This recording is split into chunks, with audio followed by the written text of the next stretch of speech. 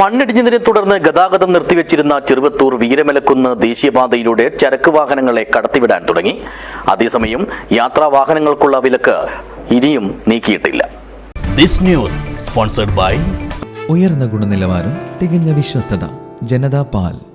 വലിയ തോതിൽ മണ്ണിടിഞ്ഞതിനെ തുടർന്ന് കഴിഞ്ഞ ദിവസം ഗതാഗതം നിർത്തിവെച്ചിരുന്ന ദേശീയപാതയിലെ ചെറുവത്തൂർ വീരമലക്കുന്ന് റൂട്ടിലൂടെ ചരക്കുവാഹനങ്ങളെ കടത്തിവിട്ടു തുടങ്ങി. ദേശീയപാത അതോറിറ്റിയുടെയും ജില്ലാ ഭരണ സംവിധാനത്തിന്റെയും മേൽനോട്ടത്തോടെയാണ് വാഹനങ്ങളെ കടത്തിവിടുന്നത്. അതേസമയം യാത്രാവാഹനങ്ങൾക്കുള്ള നിരോധനം മറ്റൊരറിയിപ്പുണ്ടാകുന്നതുവരെ തുടരും. ഇനിയും മണ്ണിടിയാനുള്ള സാധ്യത കണക്കിലെടുത്താണ് നിയന്ത്രണം തുടരുന്നത്.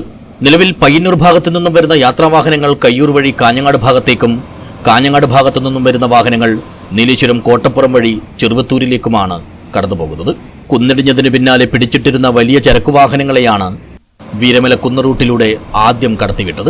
അതേസമയം വീരമലക്കുന്നിടിഞ്ഞതുമായി ബന്ധപ്പെട്ട് മന്ത്രിമാരായ PA മുഹമ്മദ് റിയാസിന്റെയും AK ശശീന്ദ്രന്റെയും സാന്നിധ്യത്തിൽ ഉന്നതതല യോഗം ചേരാനും തീരുമാനമായി. അശാസ്ത്രീയമായ മണ്ണെടുപ്പ് തന്നെയാണ് കുന്നിടിച്ചിലിന് കാരണമായതെന്നാണ് പ്രാഥമിക നിഗമനം. ഇക്കാര്യത്തിൽ ദേശീയപാത അതോറിറ്റിയോട് ഉടൻ റിപ്പോർട്ട് ആവശ്യപ്പെടും. കഴിഞ്ഞ ദിവസവും മന്ത്രി AK ശശീന്ദ്രന്റെ അധ്യക്ഷതയിൽ വിഷയത്തിൽ യോഗം ചേർന്നിരുന്നു.